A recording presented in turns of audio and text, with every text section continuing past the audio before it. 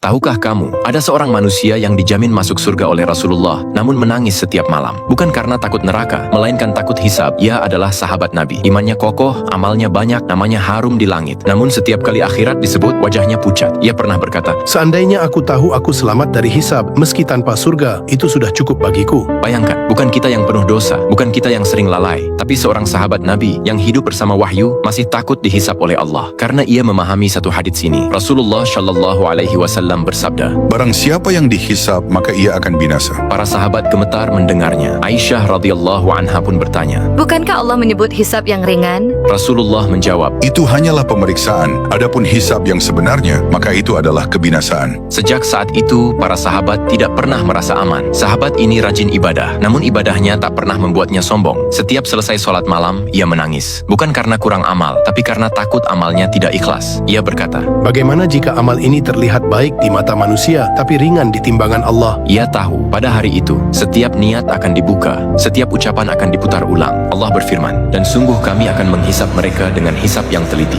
Tak ada yang terlewat, tak ada yang tersembunyi. Dengan suara bergetar, ia berkata, Jika satu dosa saja Allah tampakkan kepadaku, aku tak tahu harus menjawab apa. namun ia juga memegang satu harapan. Rasulullah Shallallahu Alaihi Wasallam bersabda, Barang siapa yang hisabnya ringan, maka ia akan masuk surga. ia tahu hisab ringan hanya untuk orang yang ikhlas, rendah hati, dan tidak merasa aman dengan amalnya. Maka ia memilih hidup dalam takut yang menyelamatkan. Sekarang, bandingkan dengan kita. Kita sering berkata, Allah Maha Pengampun, tapi jarang bertanya, bagaimana jika aku dihisab? Kita merasa aman, padahal para sahabat gemetar. Bukan karena ragu pada rahmat Allah, melainkan takut bertemu Allah tanpa persiapan. Dan mungkin, rasa takut itulah yang justru menyelamatkannya. Jika kisah ini membuatmu terdiam, tulis astagfirullah di komentar. Semoga Allah melindungi kita dari panasnya api neraka.